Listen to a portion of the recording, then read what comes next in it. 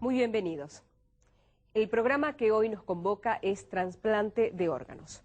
Nos acompañan los doctores Julio Ravioli, médico legista, con una importantísima actividad docente, profesional, como cada uno de los profesionales que nos acompañan.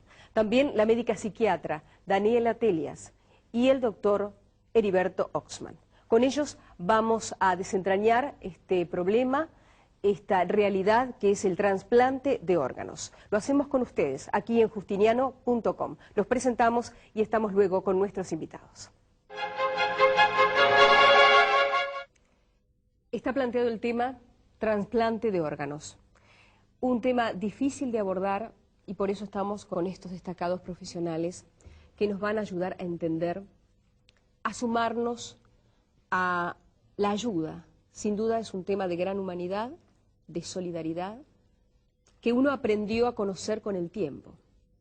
En mi pasaporte yo tengo expresado que soy donante de órganos, pero no es fácil, uno lo ha adquirido ese concepto, y el doctor Ravioli con su vasta experiencia va a iniciar el tema, si les parece bien, sobre esta necesidad de donar órganos. Es decir, yo siempre lo sentí así, es decir, me parece que es la continuidad de la vida.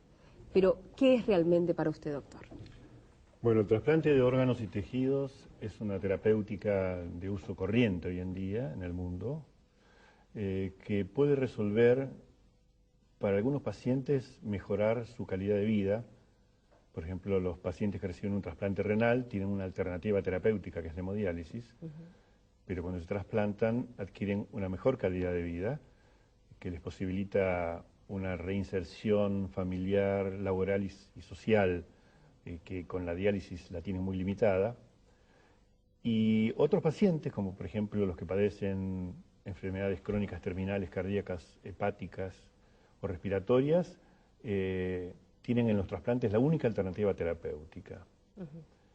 Esto, como dije al principio, es una práctica médica hoy corriente, no es una práctica experimental que esté en vía de desarrollo, sino que ha dado ya resultados muy importantes y reconocidos con la ayuda de la medicación inmunosupresora que también ha adquirido a través del tiempo mayor perfección, la posibilidad de rehabilitación en muchas personas que hasta hace pocos años atrás no tenían otra alternativa terapéutica.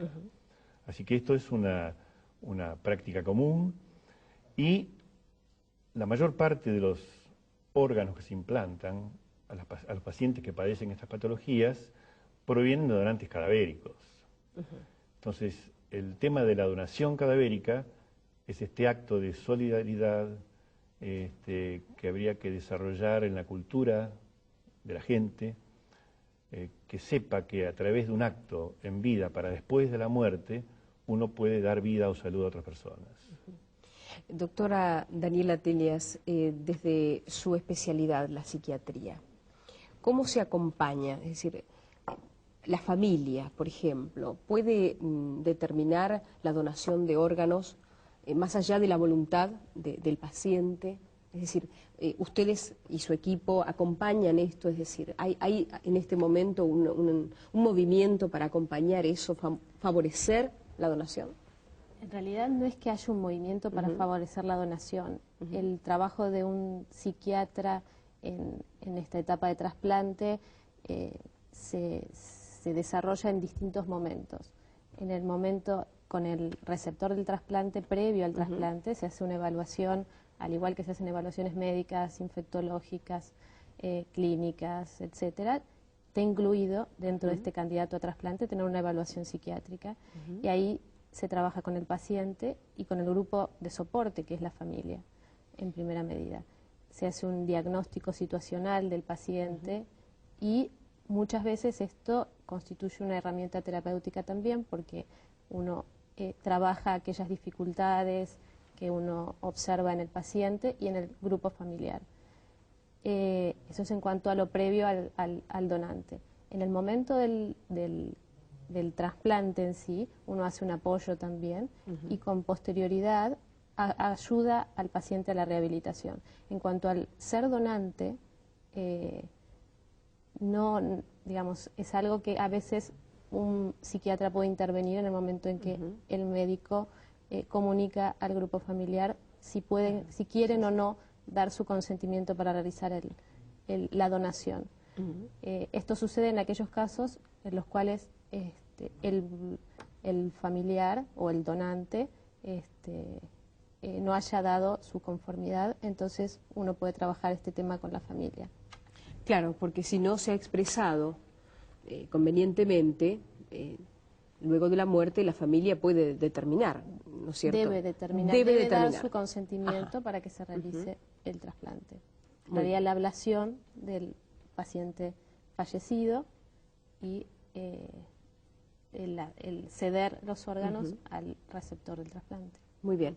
Doctor Oxman, desde el punto de vista legal, ha habido una reforma en la ley de trasplantes, una ley que se ha reformado recientemente. ¿En qué consiste esa reforma? ¿Cuáles son los beneficios de esta modificación? Bueno, la reforma de la ley de trasplantes trae como novedad que a partir del 22 de marzo del corriente existe lo que se llama consentimiento presunto. Esto significa que toda aquella persona que no ha manifestado su voluntad se presume que ha prestado su consentimiento. Quiere decir que todos los que expresamente no manifiesten su oposición a la donación de órganos han expresado su voluntad de donarlos. Esta es la gran novedad. Esto facilita, por supuesto, la oferta de órganos y la posibilidad de vida de mucha gente. Es decir, sí, es muy amplio. En tanto y en cuanto no aparezca un familiar en el orden que establece la ley, la cónyuge o el cónyuge, los hijos, los padres, los hermanos, los abuelos, manifestando su oposición, en cuyo caso esa oposición es considerada válida y entonces el trasplante no puede ser llevado a cabo. Yo lo que quiero expresar a título personal es que la ciencia jurídica se apoya sobre la base de 3 pilares, que son la supervivencia, la convivencia y la felicidad de cada uno de los individuos. La ley de trasplantes de órganos, como norma jurídica, tiene una importancia suprema, porque justamente es el primer pilar, la supervivencia. Exactamente. Doctor, para realizar un trasplante, ¿dónde se debe hacer? Es decir, ¿esto se hace en cualquier hospital? ¿Lo hace cualquier profesional? No. Hay una institución creada por la ley anterior, la 2493, que está vigente, pero casi reformada en parte por esta nueva ley, que crea el INCUCAI. El INCUCAI es un instituto nacional, central, coordinador único de ablación e implante, que regula, por un lado, la habilitación de centros y profesionales que van a ejercer el trasplante, la práctica del trasplante. Esto es digamos, un requisito indispensable para poder llevar a cabo operaciones de ablación e implante.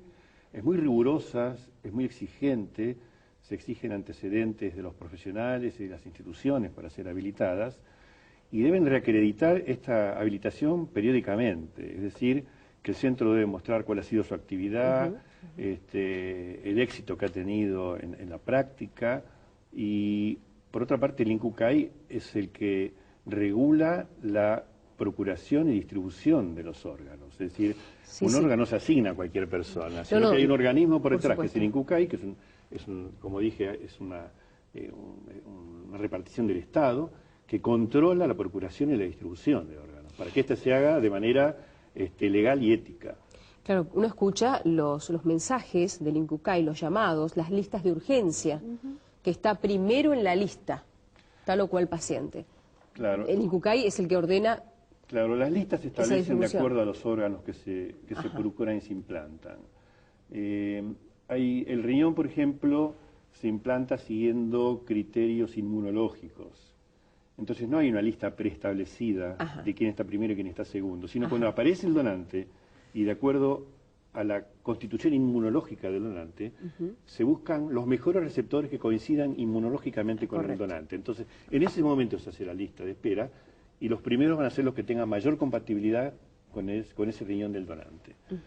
En otros órganos, como corazón, pulmón, hay una lista preestablecida que depende de factores que tienen que ver con la inclusión dentro de la lista de espera y, por otro lado, con las condiciones de los pacientes. Todos estos criterios de selección y de asignación han sido determinados por los grupos médicos que consensúan, los distintos grupos médicos, de acuerdo a normas internacionales y nacionales comprobadas, cuál es la mejor forma de asignar los órganos que aparecen como de los donantes.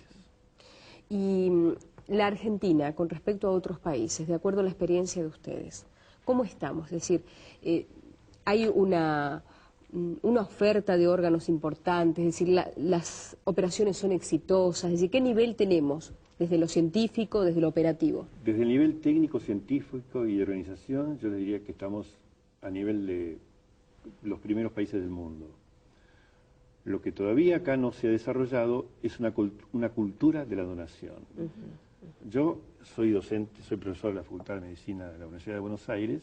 Antes de comenzar, le preguntaba a la doctora, que es mucho más joven que yo, ¿cuántas veces este tema lo tocó en su carrera de médica? Y me dijo nunca. Digamos, que a un médico en su carrera no se le hable nunca del trasplante, ya nos está marcando, nos está dando la pauta de que no hay una educación ni siquiera dentro del ámbito de la educación médica. Yo creo que esta reforma de la ley va a abrir una puerta más, una posibilidad más a que haya un incremento de las donaciones. Pero creo que como todo proceso no depende de un solo factor y que yo creo que el factor educación es lo más importante. Si educáramos a la comunidad y educáramos a los médicos, yo creo que podríamos lograr mayor cantidad de oferta de órganos para poder cubrir estas largas listas de espera que tenemos. ¿Por qué, doctora, le parece que la gente no dona órganos? Hay distintos trabajos que estudiaron justamente este tema haciendo encuestas. Que yo me quiero tanto, me amo tanto y no quiero donar mis órganos. No tiene tanto que ver con eso, sino que tiene que ver con miedos, desconfianza, la fantasía de que van a extraer los órganos aún estando vivos.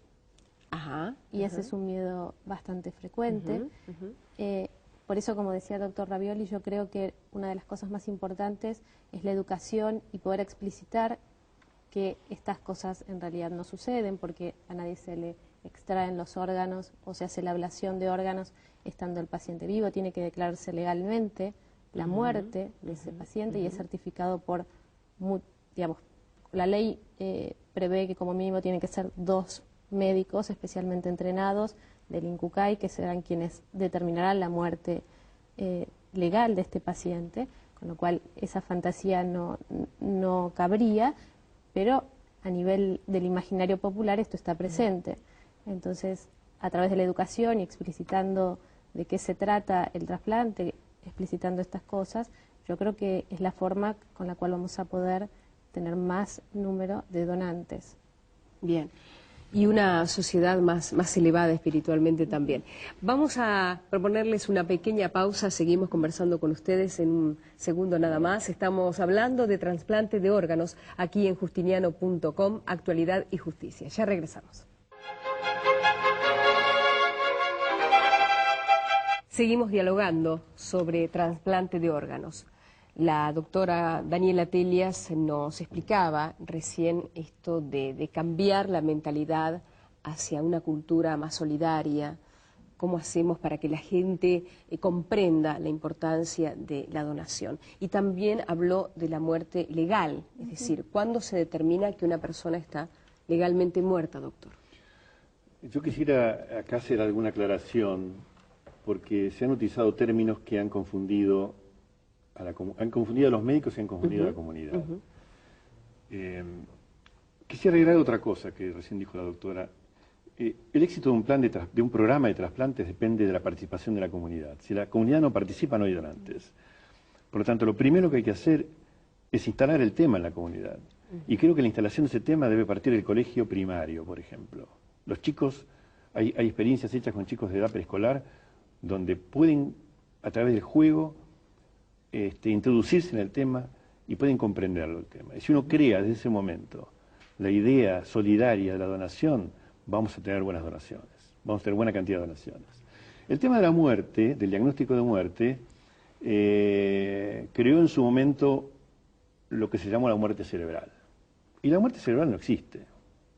Es una falacia. Calificar a la muerte con cerebral o clínica hace suponer a la gente que hay dos distintos tipos de muertes. Sí, sí, correcto. Y que este distinto tipo de muerte se usa casualmente para sacar órganos para implantar. Eso genera una colisión que desde el punto de vista jurídico, biológico, ético, es insostenible. Por lo tanto, yo le preguntaría a Heriberto, que es abogado y no médico, ¿cómo diagnosticaría, si él va por la calle y una persona cae al piso y dice, ¿está muerto o no está muerto? ¿Está vivo? ¿Cómo harías, Heriberto? Bueno, la ley establece... No, ¿cómo harías vos? No como dice la ley. En primer lugar... Porque quiero hacer una prueba. En primer lugar, prestaría atención a si tiene pulso y si respira. Bárbaro, absolutamente. Hasta ahí. Exacto. Yo quería que él me dijera eso. Sí. Entonces, él tomaría el pulso y controlaría la respiración. Entonces, él estaría siguiendo un criterio para diagnosticar la muerte. ¿Cuál sería el criterio que sigue? El criterio cardiocirculatorio. A través de un criterio cardiocirculatorio, yo hago una prueba que es la comprobación de existencia de pulso y existencia de respiración. Si no hay pulso y no hay respiración, con criterio cardiorrespiratorio digo, este señor está muerto. Sí. Ahora, ¿qué pasó hacia fines de la década del 50, cuando personas que eran incorporadas a una unidad de cuidados intensivos eran conectadas a un ventilador? Con un ventilador puesto, mientras ventilo, los pulmones siguen teniendo movilidad respiratoria, claro, yo le y preguntaría tienen actividad circulatoria. ¿Por cuánto tiempo no respira? Pero, ¿cómo hago diagnóstico de muerte en esa circunstancia? ¿Me sirve el criterio sí. cardiorrespiratorio? No me sirve. Entonces, los médicos tuvieron que recurrir a otros criterios, que se llaman criterios neurológicos. Entonces, yo la muerte la puedo diagnosticar con criterios cardiorrespiratorios o con criterios neurológicos. Y son las únicas dos, obviamente. Son las únicas dos formas. Tengo que utilizar criterios neurológicos cuando tengo un paciente ventilado. Y un paciente ventilado solamente lo puedo tener en terapia intensiva. Entonces, un concepto que hay que tener. Solamente es donante de órganos alguien que muere en terapia intensiva. Alguien que muere en la calle no es donante de órganos. Hasta el punto de cada 1000 muertes, 4 pueden ser donantes de órganos nada más. Miren cómo se reduce. Porque hay que hacer el diagnóstico a través de criterios diferentes a los que comúnmente conocemos los hombres desde hace miles de años. Entonces, cuando aparecieron los criterios neurológicos, se empezó a hablar de muerte cerebral. Pero es un error hablar de muerte cerebral. Hay que decir que la muerte la podemos diagnosticar tanto con criterios cardiorrespiratorios como con criterios neurológicos. Para hacer diagnóstico de muerte en estas condiciones, los médicos utilizamos otros criterios que están enunciados en la ley y que han sido aceptados internacionalmente. Entonces, en base a esos criterios se puede diagnosticar la muerte, aunque el corazón esté latiendo y aunque la respiración se siga manteniendo a través de un proceso mecánico. Bien. Uno puede estar muerto con el corazón latiendo y los pulmones ventilando, porque hay un proceso artificial que lo está manteniendo. Exactamente, eso es lo que quería destacar, que en realidad la persona sigue viva, digamos, Ya, o sigue, no viva, persona. perdón, No está viva. subsiste, digamos, en esas condiciones solo por el avance médico, por el soporte artificial del respiratorio y cardiológico que se le da externo. Claro. Yo quiero resaltar, no está vivo. No. Se está manteniendo una función aislada, pero cuando el encéfalo, que no es solamente el cerebro, sino que es el cerebro y el tronco encefálico, tiene un daño determinado que se comprueba a través de las pruebas que se hacen, la actividad cardíaca espontánea y la actividad respiratoria espontánea no se puede sostener. Entonces, un individuo que ha perdido su capacidad de funcionamiento espontáneo, respiratorio y cardíaco está muerto. No hay forma de que pueda volver a tener esa actividad espontánea.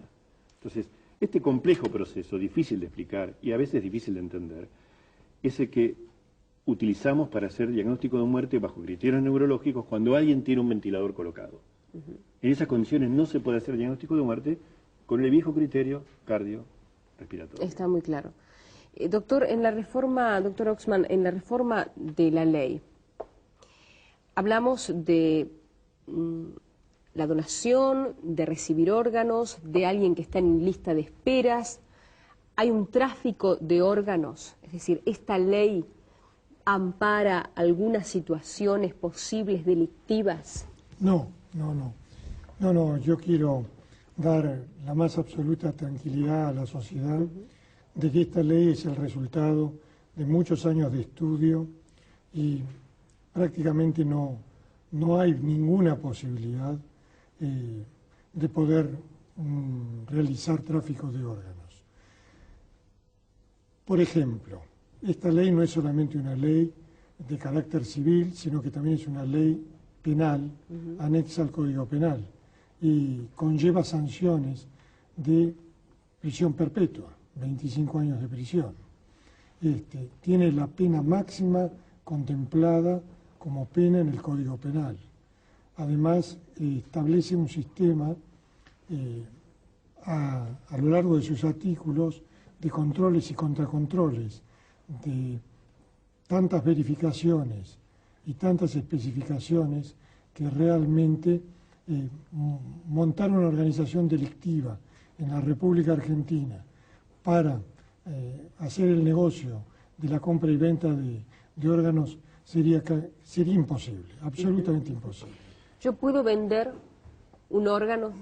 No, Vamos a suponer. No, aunque traje un recorte de Clarín del año 2000 que tengo por acá. Ante una necesidad económica, es una locura lo que estoy planteando, pero bueno. No, la ley no lo permite, está prohibido por ley, pero a pesar de esto, Sí. este es un recorte del Clarín del año 2000. Sí. En las ventas dice, Riñón vende señora joven para pagar deuda. Ajá, Pero esto no está permitido por la ley. por supuesto. Sería imposible lograr esta posibilidad. En el caso, doctor, de los enfermos o personas anormales, discapacitados, como es el tema de donación de órganos, ¿no está permitido en ese caso? No está permitido. La ley solamente prevé la posibilidad de trasplante de médula ósea, donde se habla en la reforma del tutor que tiene que autorizar el representante legal. Sí, sí. Pero la donación de médula ósea es un trasplante especial de un órgano, que es la médula ósea, que es renovable. La doctora tiene mucha experiencia en este tema porque ella fundamentalmente se ocupa del seguimiento de pacientes que son donantes de médula ósea.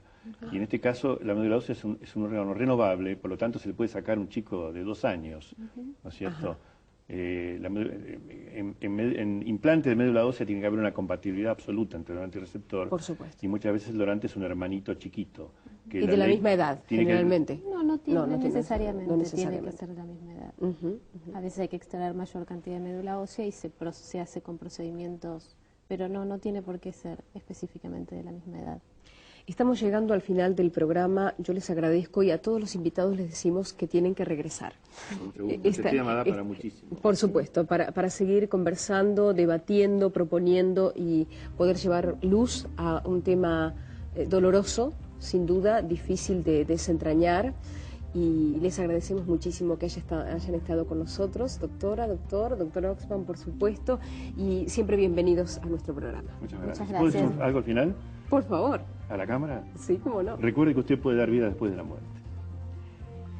Señoras, señores, gracias por habernos acompañado. Esto es justiniano.com, su programa Actualidad y Justicia. Muchas gracias por habernos acompañado.